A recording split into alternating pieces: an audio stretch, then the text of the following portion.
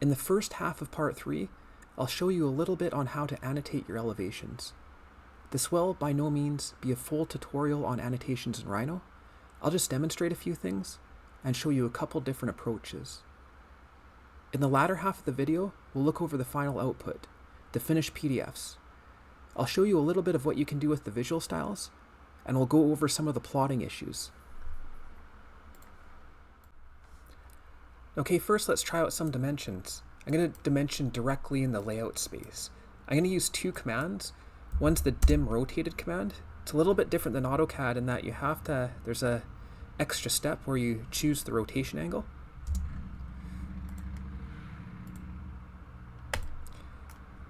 And then the dim align command just does pretty much what you expect. It's very similar to AutoCAD's dim aligned command. Your dim rotated command will effectively replace the default linear dimension command in AutoCAD, but there is that extra step, and just be careful that when you reach this point, don't try to put your dimension in and then realize that it's not there, and then you go to do your annotation and it ends up all crooked. It's because you basically run the command, type whichever angle you want, and then you make your dimension. And that allows you to do like the offset dimensions like so. So the key here is that when I create a dimension, if I snap to something before I create the dimension, or my first point, and draw the dimension, or if I do the dimension and then snap to the second point, as long as I snap to something, that dimension, the length is going to reflect the length in my model, not in my layout space. But if I run the command and I don't snap to anything, it's only going to measure what's on the page. So that's why that's 3/8 and that's 6'6". Doesn't matter if I'm in the viewport or not, it's still going to do the same thing. And that's basically because my sheet is 36 inches or 3 feet by 2 feet or 24 inches. So that's basically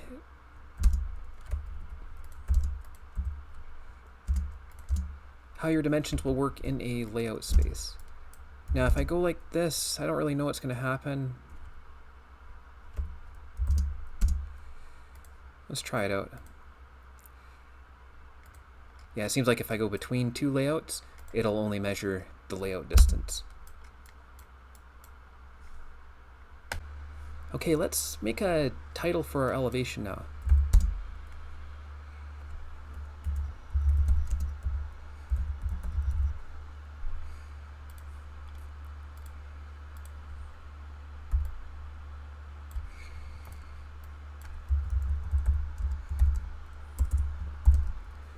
Can actually select fields and parameters similar to AutoCAD.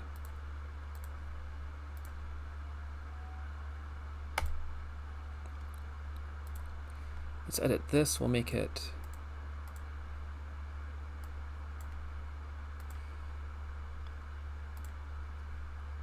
heavier text and increase the size.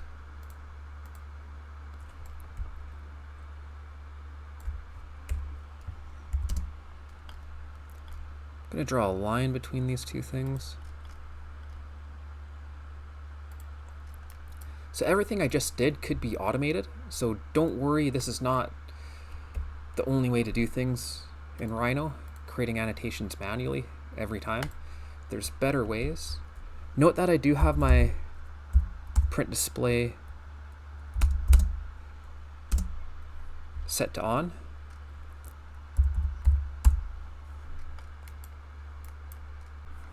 Yeah, so annotating in your layout space is one approach.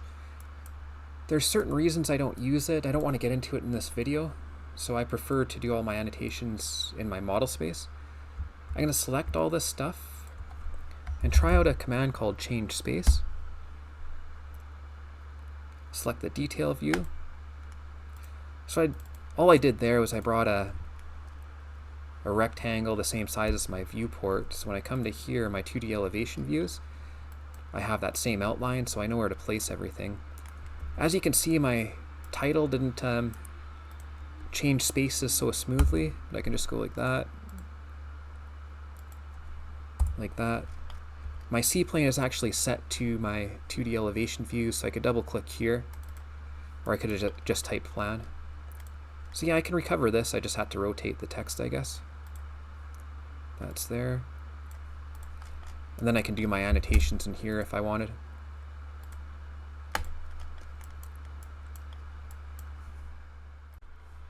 We are going to actually print the layouts and just review what they look like after, but first I want to just show you something I'm working on.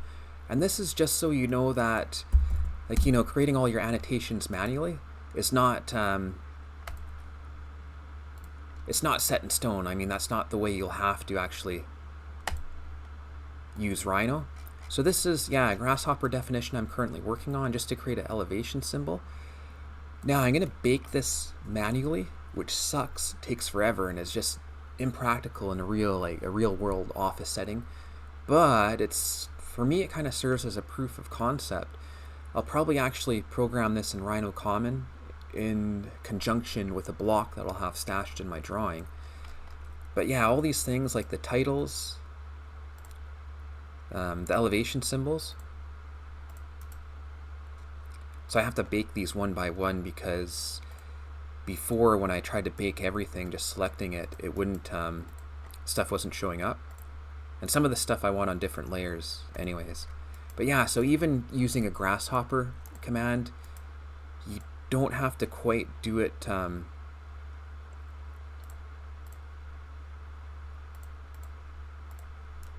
quite like this. You can actually turn your Grasshopper definition into a with the Grasshopper player, you can turn it into a command line command. Let's see, where's my reference line layer? Go with that. Now hopefully everything's in my drawing. I think so, so I can close this definition now. Now I just got to tidy this up. But yeah, so that was anything but quick and easy, obviously. But yeah, if I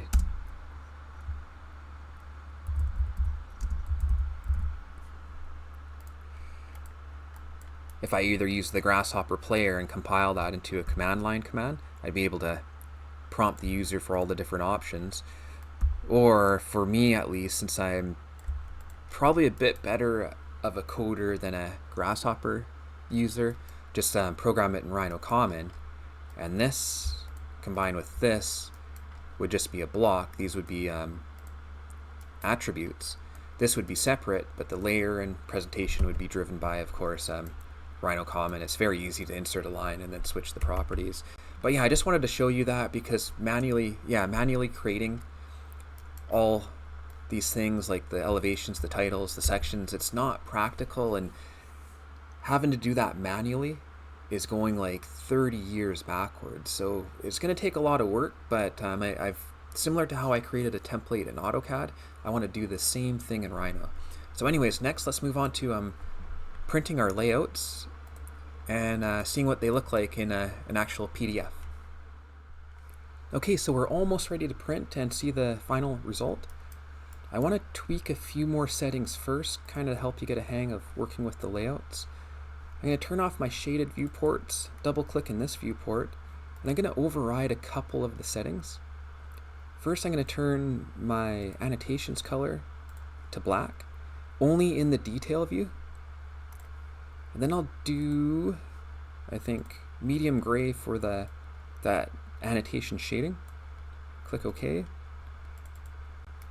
I think that looks kind of more traditional. It looks a bit better maybe than the red. Anyways, I'm going to go Control P to print. Notice how it's still red. This is kind of a common trap we fall into. At least me, I forgot to change the detail print colors. So I'm going to turn print display on. And you can see how that line is actually showing up at the line weight it's actually going to print at. And now everything's showing up in red. So I don't know, I almost feel like it's kind of a redundant feature in that you sometimes have to change these colors around twice. I think there's an option.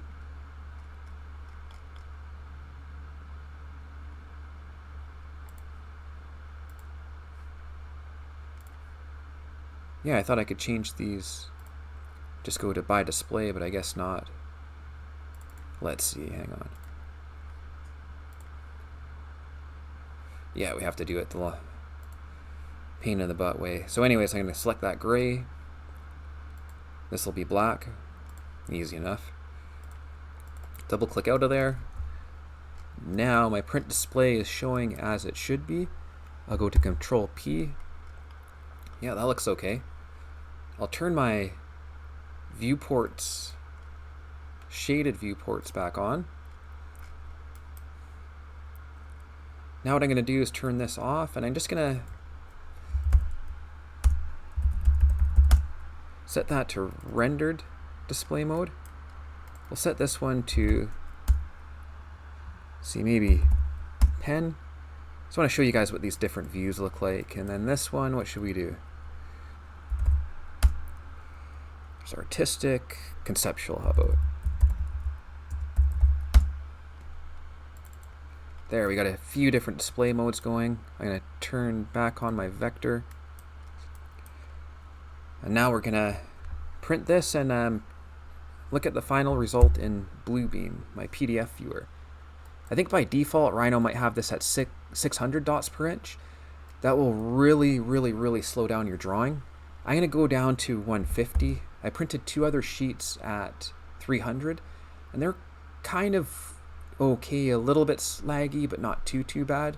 So me, I'll either do 300 or 150, but never 600. That'll just bog your computer down. And even if you have a fast computer, it will you won't be helping other people out with anyone with not the latest and greatest hardware will not appreciate that 600 dots per inch. But anyways, I'm just going to select print. I'm just using the default Rhino PDF. All my other settings I think are default. Save.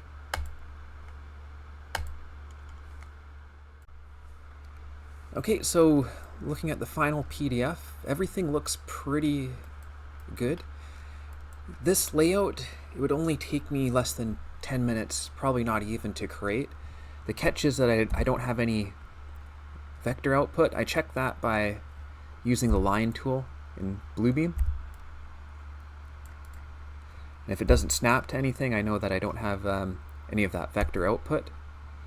So anyways, yeah, if you don't care about that, you'd still be able to get annotations on this. The scrolling is nice and smooth.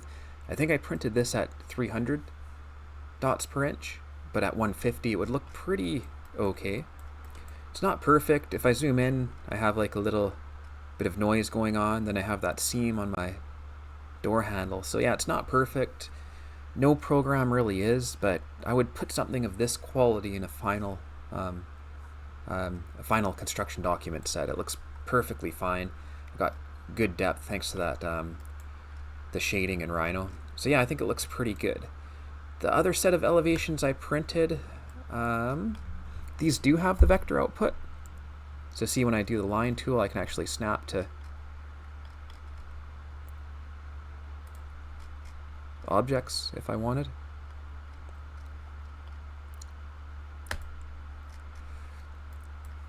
Have really good depth. I accidentally put some hatch on my door handle, so I didn't get a chance to fix that up. There's some dots here that I'd rather not show up, but it looks pretty okay. I should have changed the draw order. I put my line work in front of the hatch as well.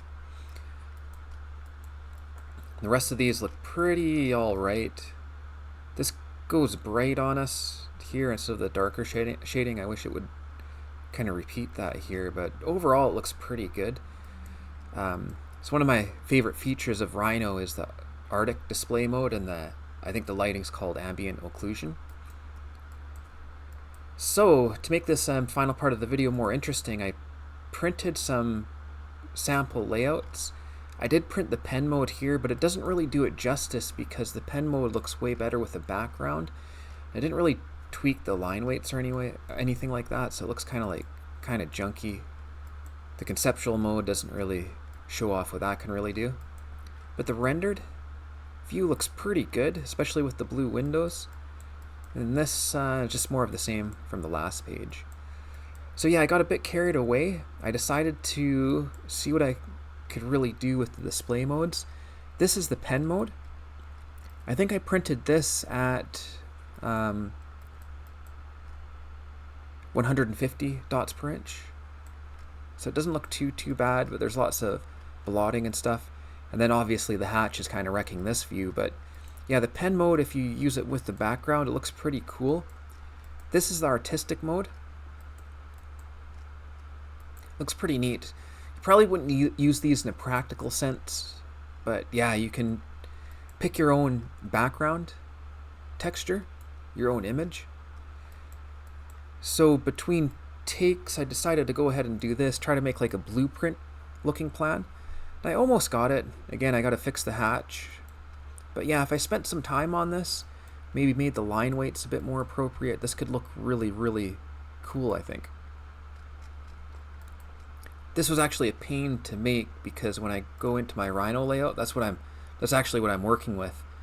Then I had a few issues, including the fact that I have two Make 2D line work layers, one here and one up there.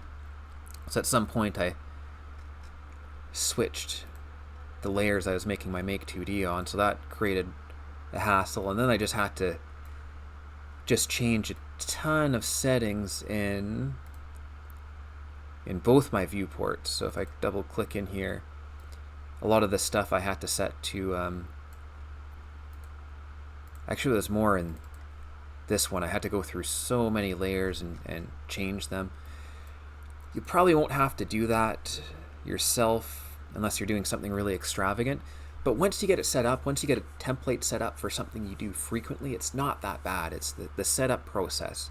I think that's the hardest part of Rhino, is getting all this stuff set up in the first place. But once you come up with a system and you're used to taking those same steps, yeah, it's not too bad. And last mode here is a conceptual view mode. To get the background to show up, I'll go into options here. Background bitmap I had checked. I'm going to uncheck these now before I forget. And background color I had checked. So that's how I got those backgrounds to print. Yeah, the resolution I could do 150, I could do 300, but yeah, not 600. So I'm just going to close out of here. I think it will save my settings, I hope. Let's see. Yeah. But yeah, at least one reason I wanted to play around with the views is I wanted to have a graphical glitch on at least one of the views, and I think that happened here with this line you see. This should just be a single gradient, I think, but who knows, maybe it's supposed to do that. But sometimes you use a certain combination of settings and they just won't work. It's kind of a shame because the conceptual view mode looks good because the roof goes a bit darker. In a perspective mode, it would have some lighting that would aid in kind of the helping the viewer determine the overall shape of the roof. But yeah, so other than the background, the conceptual view, it looks pretty okay. Before ending the video, I just want to mention a couple more things. The first thing being that this is more what the default conceptual view mode would look like. I obviously made some changes to it, so my appearance was a little bit different there. I didn't realize until I had a quick attempt at fixing that background gradient that I realized that my default settings had been changed. So anyways, this is more what you'd be accustomed to looking at, but it's quite easy to change it to what I had, but I don't want to get into that at the end of this video. If you're curious, I fixed the background by using kind of a hack. I increased the resolution first, or the DPI, and that made it worse. There was 2 lines, and then I lowered it to 75, and that got rid of it. But as you can see, when I zoom in, it's very pixelated, kind of. So that segues into the last thing I wanted to mention, that you can use a very low DPI and your vector objects will still appear very crisp and clean, pretty much perfect, right? Same with that hatch, the leader, stuff like that. So you still get a good result, and that I guess is another reason why I like using those vector overlays, because it allows you to have both that vector output, but also you can get away with using a low DPI. Okay, so now is the point where I'll cut myself off, because if you haven't guessed already, Rhino display modes are a bit of a rabbit hole. So anyways, I hope I didn't trail on too long. I hope you found at least some of this video useful. With that said, I'm just going to leave off by saying thanks very much for watching.